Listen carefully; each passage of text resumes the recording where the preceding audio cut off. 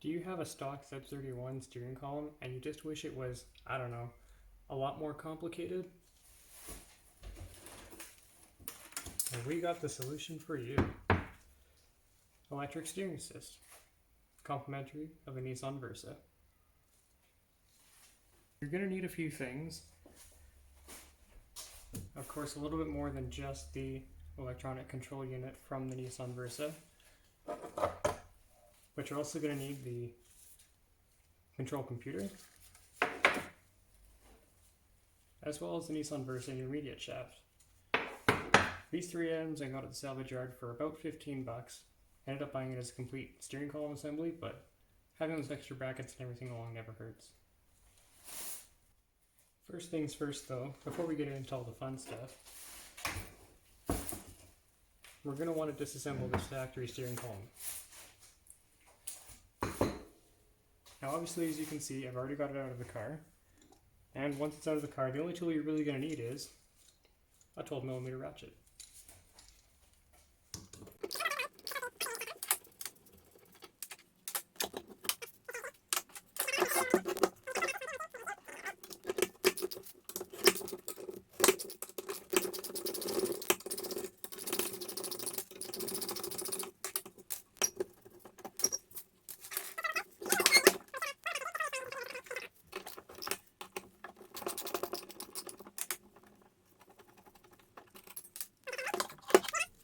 Once that's done, step one, we're going to have to cut this guy down.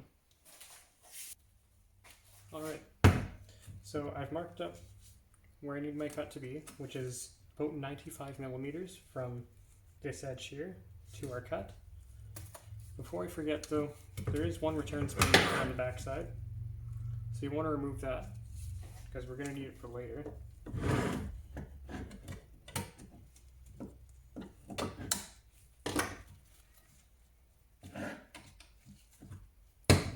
And that spring there just goes into this hole here along with this other one. So we're just going to keep it to the side for now.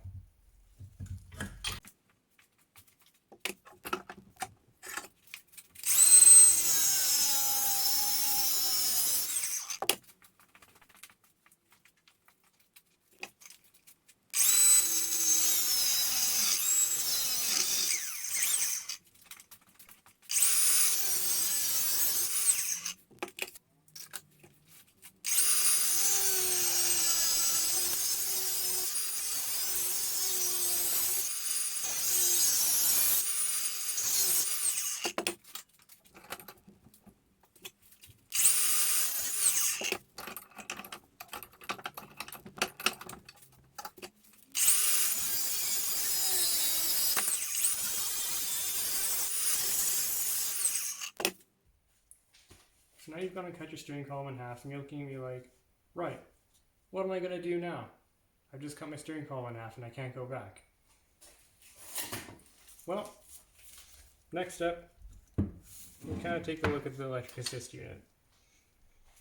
Now, in its factory format, this housing here is actually 180 degrees out.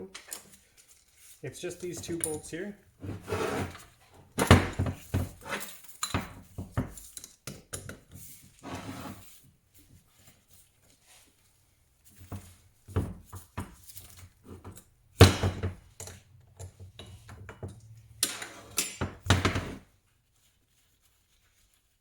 With these two bolts here removed, it will allow you to rotate this center housing in one of two positions.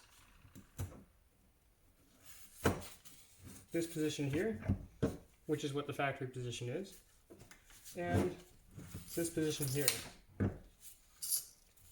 which is the position I find is a lot more compact. It doesn't affect the performance of the unit at all, but it makes it a lot smaller in order to fit into places that otherwise might be difficult to get into. Obviously, in the case of this one, I've already stripped it down off of the complete steering column assembly, and I've also already gone and clocked this housing so that way it's in a different position. So we're just going to tighten that back down so that we don't forget, because it is a pretty important one. This item here is a torque sensor, and this is obviously your lead that goes into your control module for that. Be real careful with this guy. It uses the electromagnetic properties of the toothed gear that's inside in order to tell how much torque to provide for assistance. So if you damage this, nothing's going to work very good. Moving on, we've got our input shaft, which in the stock application for the Versa happens to collapse along with its collapsible intermediate shaft. So this guy here just slides off. We're going to set this to the side for now. And then there's three 10mm bolts on this guy here to remove this top tube here.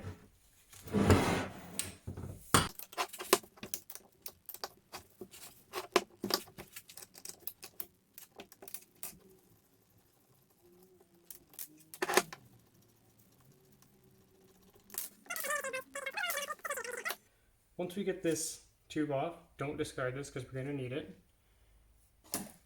We're left with the input shaft to our electric assist. Obviously, if we were to try and put this up to our steering column, it's way too long. We're going to need to cut it down. The distance you want to cut this guy down to is approximately 35mm. Now, before you go cutting it off, this is all open. There's nothing keeping any dirt and anything from getting into this gap here. So we're going to put something on there so that way we don't end up screwing up this whole thing before we even get it into the car.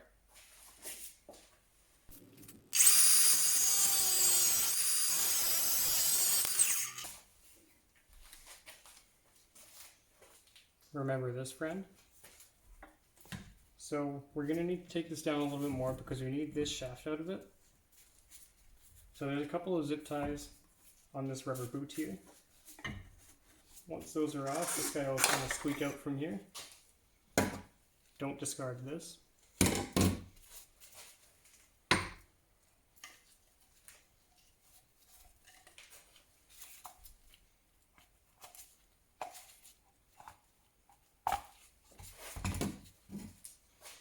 And here we have another one of the U-joints.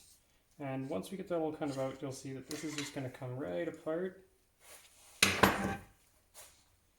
which introduces us to the collapsing portion of the Z31 steering shaft. Not quite as effective as the one in the Nissan Versa, but it works. So we need to cut this guy down to roughly 75mm. This one really doesn't matter quite as much, but we'll start at 75 and cut it down later if we need to. Now if we grab our assist motor, we'll find out that this actually happens to fit right into the input of it. Kind of convenient. Now you could always weld this together, but that would impart a lot of heat into the input of the motor, and I don't know, I'm just not ready to try that. So what we're going to end up doing is taking this lower section of the original input to it. We're just going to cut it off, weld it to this guy. That way it'll be not so much trouble getting heat into this one. Plus it makes it a lot easier to take it apart and replace the motor if you ever have to. And I should add, length on this one doesn't really matter too much because there's not a lot of material to work with. Just cut it right where the taper starts.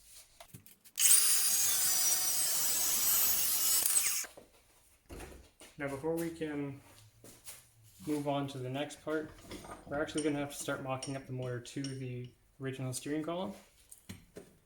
And for that, we're going to need to trim this guy down too.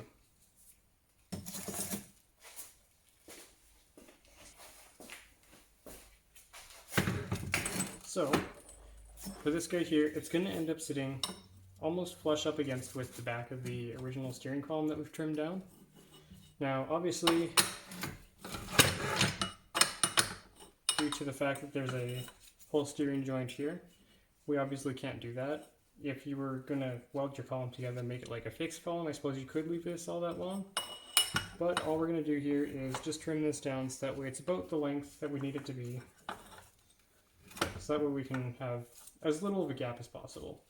Doesn't really mean much, but the farther out we can support it better.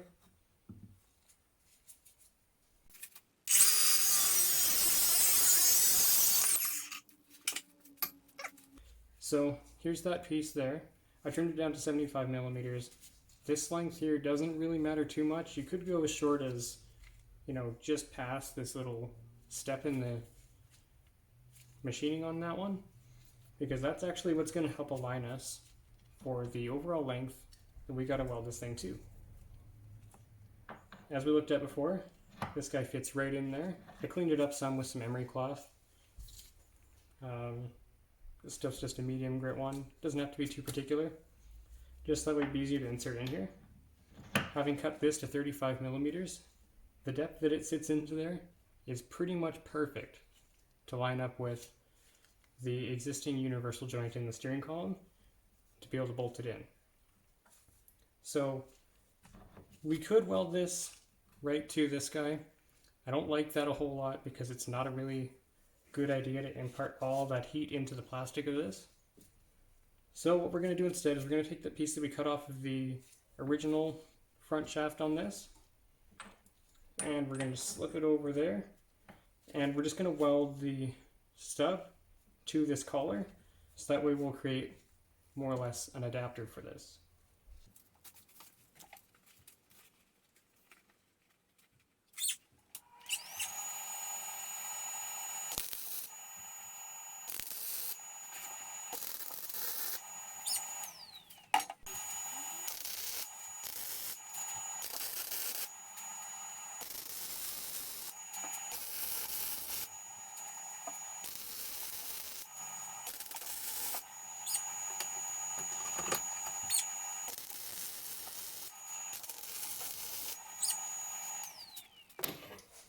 And we're just going to have to let that cool down, like a lot. Alright, so now we've made our adapter, which fits nicely onto the motor. And now what we're going to need to do is start attaching the motor to the factory steering column. So that's done by the means of this component here, which we took off of the nose from the motor earlier on. We've already trimmed it down. Length on this one here, if we want to get kind of particular, is about, say, about 28 millimeters. Again, you don't have to be exact on this one. We just want to make sure that there's enough clearance between it and the forward U-joint, so that way they don't make contact and interfere and all that. Alright, so I've got the front tube for the motor sitting here. It's tacked onto this mounting bracket, but just with a couple of tacks. I set that on there with the motor, so that way it was at a 40-degree angle. I used an item such like this. It's called an angle finder gauge. You can get them at places like Harbor Freight or Princess Auto if you're in Canada. They're only a couple of bucks, and they come in handy for stuff like this, trying to set angles so that way you can get everything to line up. So when I reference this, I referenced against the flat portion on the top of the steering column, against the motor itself. That way we can make sure we have clearance for items such as the air duct that passes along the side of the dash, as well as the clutch pedal assembly, which is the biggest thing that you're going to run into if you're a manual car. And once that's on there, you'll end up with something kind of like this. And you're going to find that one fastener is really easy to get to, and the other two, not so much. So, as you're going to notice, the one on the bottom has lots of clearance to get fasteners in and out. However, the other ones on the top are going to have some interference issues with the main bracket of the steering column. This one here most specifically. This one you can still get hardware through, but there's not quite enough room to get a bolt head in from the backside. So what we're going to do to remedy those guys is we're going to clearance out enough room back here so that we can put in a captive nut. And then on the motor itself, we're going to drill out two of these. I'll point out which two later on.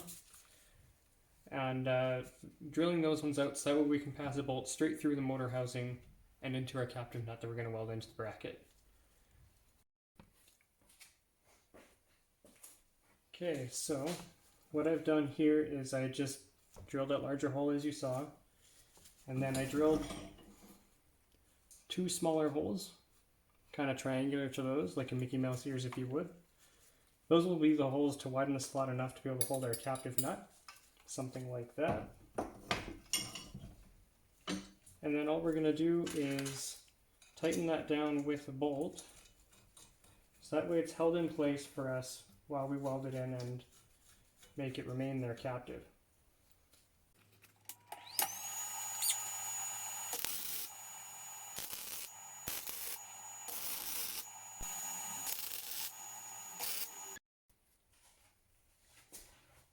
So now that we have our motor prepped for assembly onto this unit, the only thing that we've really got left to do is finish welding this bracket on here, since we've got our captive nuts taken care of. And we're also going to want to add some bracing, just for that extra coverage.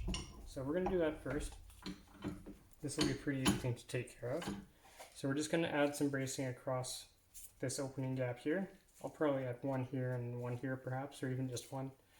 You don't need a whole lot, but a little bit of extra coverage is a good thing. So for that, I'm just going to be using this 1/2-inch steel stock. Nothing terribly fancy. Again, it's not like we need a lot of support. We're going to get most of our rotational coverage from here. This is just going to allow us to have some coverage for the flex in case there is any.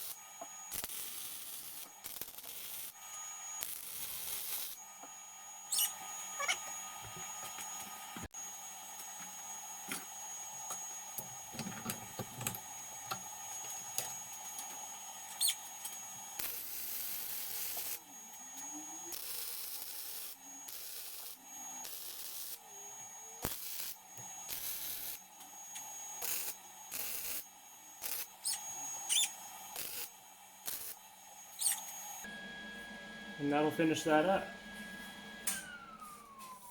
So the only other things we're going to do is we're just going to flatten out these bolts at the file in case any of them are above the surface that we need it on, just so that way the motor can sit flat up against it.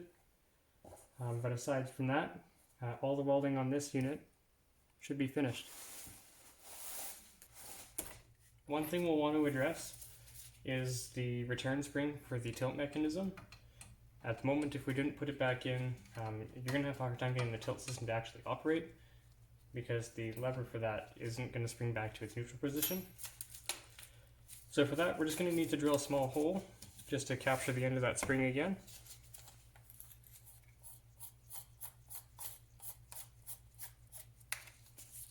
An 1/8 inch or 3/16 drill bit will cover that just fine.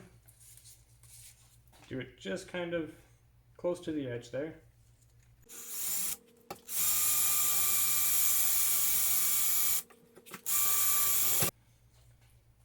And then we'll just take our spring,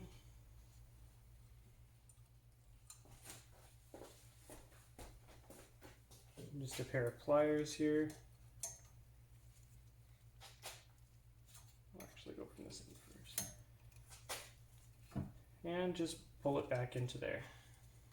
Now, it'll return back to normal.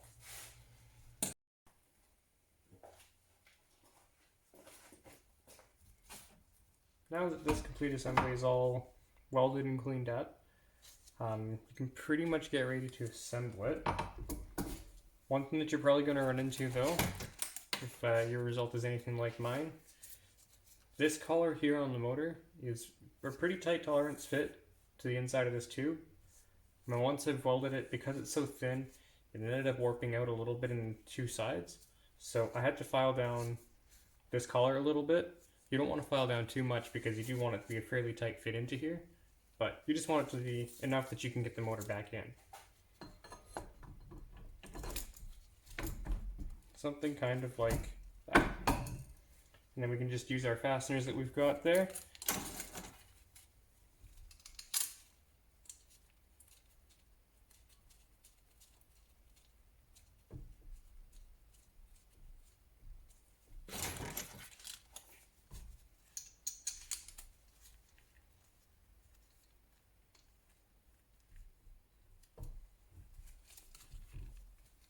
And there you have it. The only other thing that we're going to need to do is make a second bracket, because only having 2 mounting points on here isn't really going to be enough. So we're going to pick up another third one here at the back to support it farther back on the chassis. So we're going to do that using this bolt that's already provided on the motor housing. And we're just going to make a small bracket to go off from there to the rearward support bracket that was originally on the factory steering column. And that was using this component right here. So we're just going to cut this off from the tube, and then we're going to assemble it up into a bracket to mount this thing up.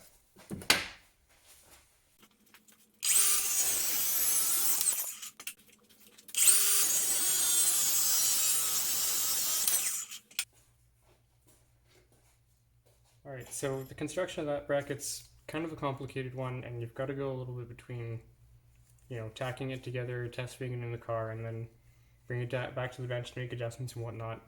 So I didn't really get much of that one recorded, but this is kind of what the finished one will look like. So I just used one of the ears off of the original mounting bracket from the Versa steering column. Obviously you can't use the whole thing because it's pretty bulky, but I just cut it off from here. And I used a part from that original tube that we were looking at. Nice thing about using the Versa one is it now accepts for this bushing here. So that one will just pop into the bracket. Just like so.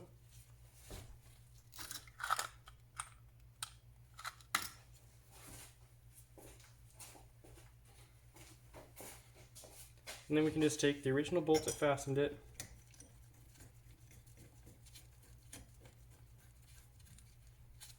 and that's that. So you're going to have 2 pickup points here from your forward joint, and 2 pickup points down at the back.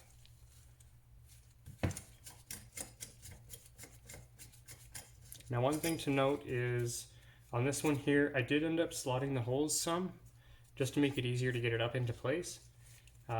With this, it's going to end up, at least on mine, because of how I ended up welding it, it's going to be a little bit farther back on the holes once it's fully tightened in, but that won't be too much trouble, as it's not really a lot of weight that we're supporting at this end, but we do want to support it so that way there's no flex once you can install in the car.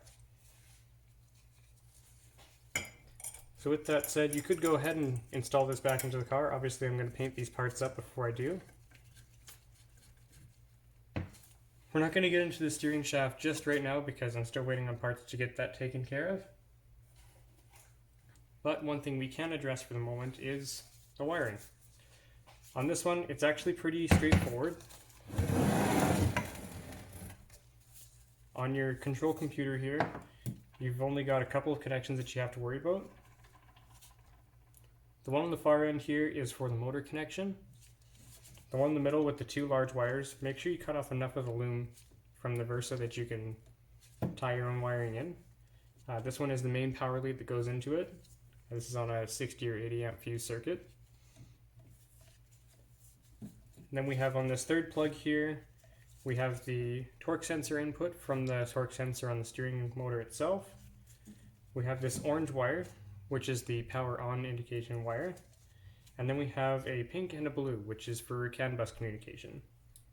We're not going to worry too much about the CAN bus stuff for this one. It does operate on its own without it, in kind of like a fail-safe mode. It just won't have variable assist depending on speed. Might be something that I'll look into in the future, but I'm not too sure yet. For the rest of this though, for wiring it, obviously the big black one is your ground wire. Tie that to a really good chassis ground. Your 60 or 80 amp service going into the motor. This one is just straight from a battery on the Versa. You could do it straight from the battery on your Z31 as well, or any other application you might be doing this for. If you do want to run it through a relay, make sure, of course, that you get one that's rated for that kind of current. At a standstill, just moving it back and forth, the current draw isn't super high, but once you get to any end stops or anything that's going to be resisting movement of the wheel, your current's going to spike quite a bit. And then your orange wire here, this one's just ignition on, so just tie that one into any ignition on source. You can grab that from the switch pod wiring, cruise control wiring, or even straight from the ignition switch if you wanted to. And that's pretty much it. This is super simple to wire up. It only takes a couple of minutes even if you gotta run wiring along. And it's pretty easy to get going once you got it installed in the car. You just gotta find a spot to mount this in the car that's gonna be easy enough to access that you can install it, but it's gonna be tucked up enough out of the way that you might not notice it. Still, not too bad.